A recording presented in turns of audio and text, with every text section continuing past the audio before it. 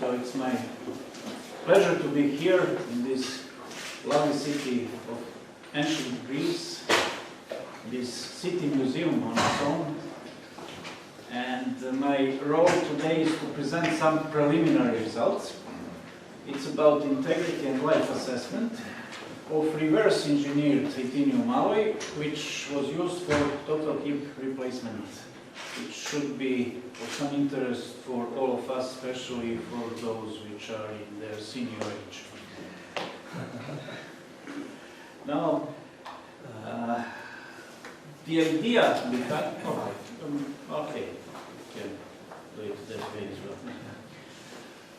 well.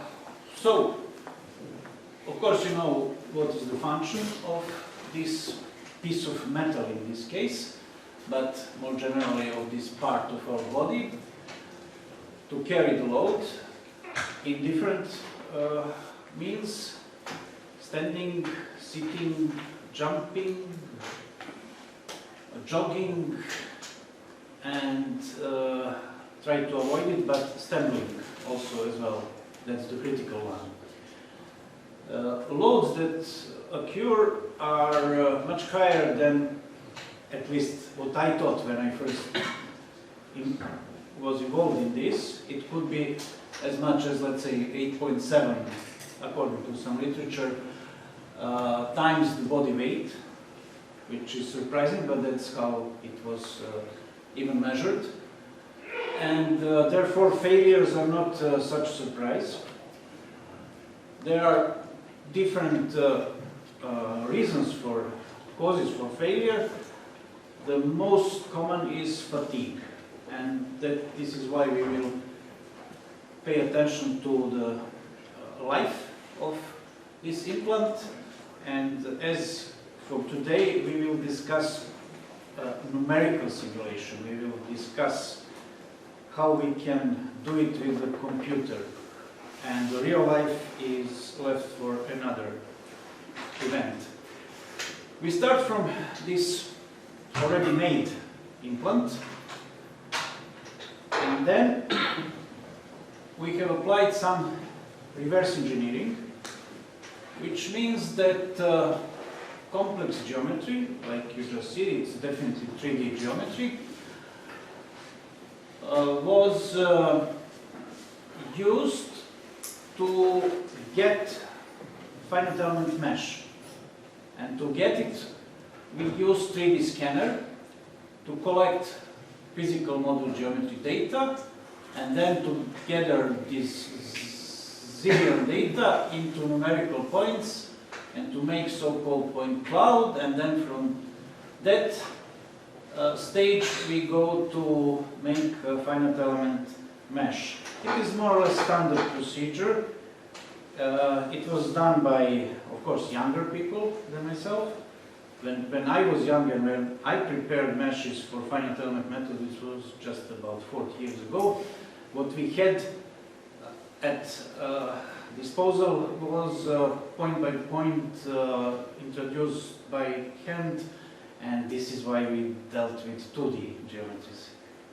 Anyhow, nowadays we can do it in a couple of hours or maybe days in some cases. For example, first we scan with 3D scanner the real component. There are some tricks how to do it more efficient. This is why it is covered with some white, something white, Teflon white tape, so that the contrast is better. Then there is ultraviolet light. I will show you. It should be relatively fast, and of course it doesn't work. Common for video. Not only that doesn't work, it is lost in space. I have tried it on different computers, it worked everywhere, so not to lose time, we'll skip over it. So by this in this way we get a model. We use also some other software like SolidWorks to get computer daily design model and so on with the preciseness which is I definitely lost this. Okay, it's here, but I can also use this as a better way. So here we can see in a red color the maximum deviation from the real geometry. It's up to 1 millimeter. And when I think back 40 years ago, that 1 millimeter is really negligible. So maybe with this it could work. No. No. But then still, let me try once again. There is some message in Greek why it's not working. Yeah, it's not compatible. Probably. Okay, it's not that important. Now we turn our focus to calculation. First, it is static model, so that we get these stress concentration areas, and that we find out how much exactly these maximum stresses in static loading are. Model has two materials. The body is from titanium alloy, and then zirconia is used for the head. It's here, and there is a load which is transferred through the head to the body, and that load is, as you can see, quite high.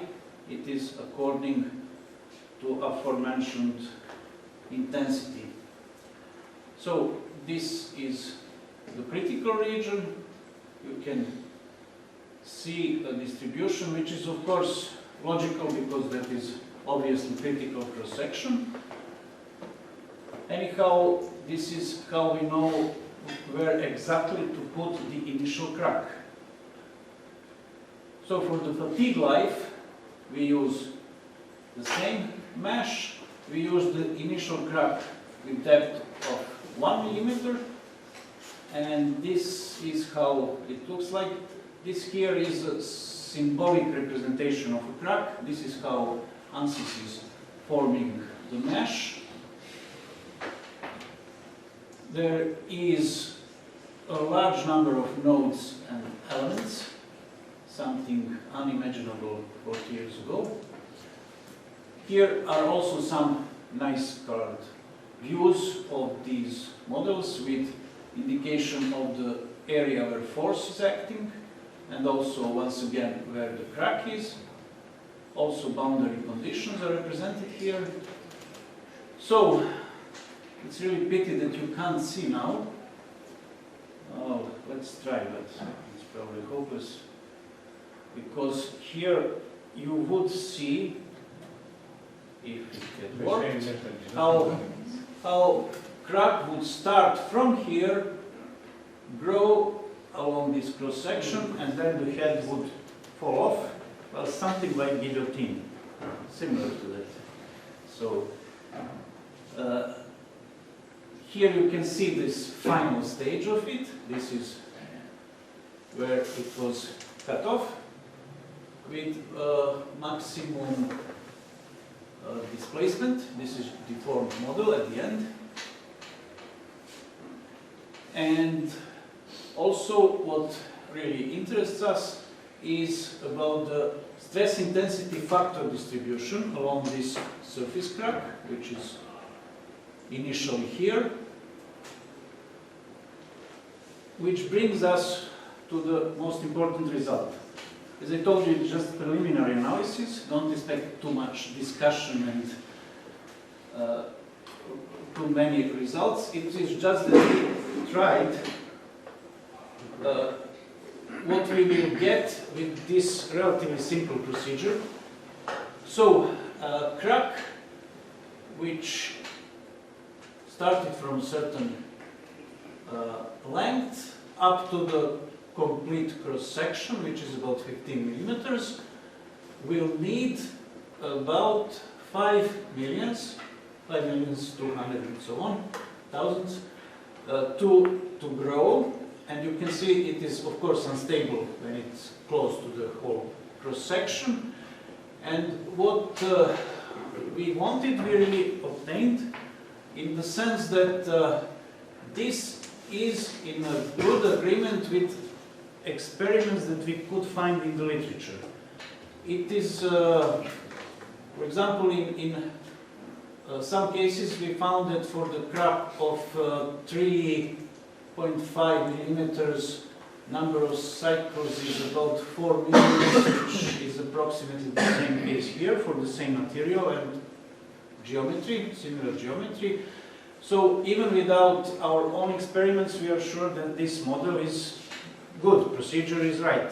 We can use it further, and we can, of course, we should of course have our own experiments, and then we can compare the results in an appropriate way. So this is about the conclusion.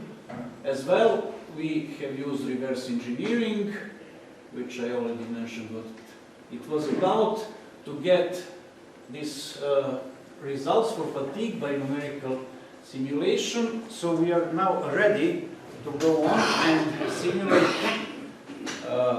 real implants made by advanced manufacturing techniques, tailor-made according to the patient needs. And this is really the point, to get fast results, accurate results of course, and to be able to make very fast the component. For each patient. For each patient, yes. And this is also in the scope of the project that Livio already explained, Serum project that we work together on. Thank you. Thank you.